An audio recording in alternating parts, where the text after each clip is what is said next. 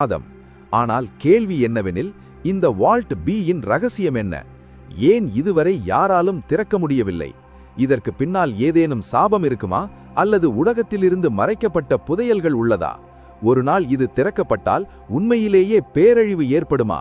இது நூற்றாண்டுகளாக பக்தர்களையும் விஞ்ஞானிகளையும் ஆச்சரியத்தில் ஆழ்த்தி வந்துள்ளது. ஆகவே வாருங்கள், இந்த அதிசயமும் மர்மமுமான பயணத்தை தொடங்குவோம். கேரளாவின் தலைநகரமான திருவனந்தபுரம், பழங்காலத்தில் இதை அனந்தபுரம் என்றும் அழைத்தனர்.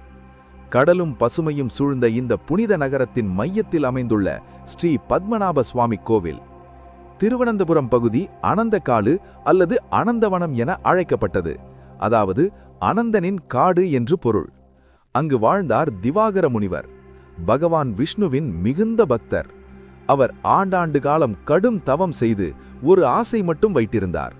பகவான் விஷ்ணுவின் விஸ்வரூப தரிசனம் பெற வேண்டும் என்ற ஆசை. ஒரு நாள் பகவான் விஷ்ணு ஒரு தெய்வீக குழந்தை வடிவில் அவர் முன் தோன்றினார். அந்த சிறுவன் முனிவருடன் விளையாடத் தொடங்கினான். ஆனால் அவனது நடத்தை சாதாரண குழந்தையைப் போல இல்லை. திவாகர முனிவர் கேட்டார், "நீ யார்?"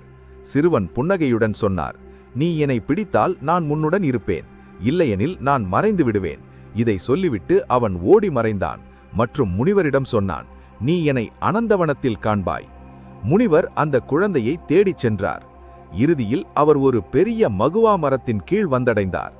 திடீரென அந்த மரம் பெரும் சத்தத்துடன் விழுந்தது. அதன் இடத்தில் பகவான் விஷ்ணுவின் விஸ்வரூபம் தோன்றியது. அந்த காட்சி மிகவும் அற்புதமானதாக இருந்தது. திவாகர முனிவர் தெய்வீக உணர்வில் ஆழ்ந்து அங்கேயே அமர்ந்தார். அவர் முன் பகவான் விஷ்ணு ஆதிசேஷனின் மீது சாய்ந்து அனந்தசயன நிலையில் தோன்றினார். அந்த விஸ்வரூபம் இவ்வளவு பெரியதாக இருந்தது. அதன் தலை திருவல்லம் வரை, அவரது பாதங்கள் திருப்பாவரை நீண்டன. முனிவர் அந்த வடிவத்தை முழுமையாக காண முடியவில்லை.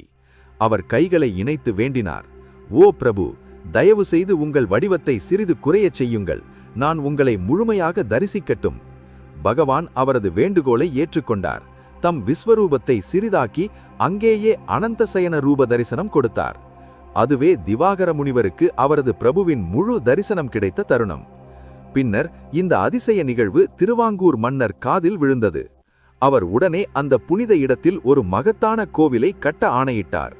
இன்று நாம் காணும் 18 அடி நீளமான சிலை சாலிகிராம கற்களால் உருவாக்கப்பட்டது. அந்த கற்கள் நேபாளத்தின் கண்டகி நதியிலிருந்து கொண்டுவரப்பட்டவை. அவற்றை ஒன்றிணைத்து பகவான் விஷ்ணுவின் அனந்தசயன ரூபம் உருவாக்கப்பட்டது. இந்த கதைகள் மூலம் தெளிவாக தெரிகிறது, பத்மநாப சுவாமி கோவில் என்பது வெறும் கல், தங்கம், நகை அலங்காரங்களால் ஆன கட்டிடமல்ல. அது அனந்தமான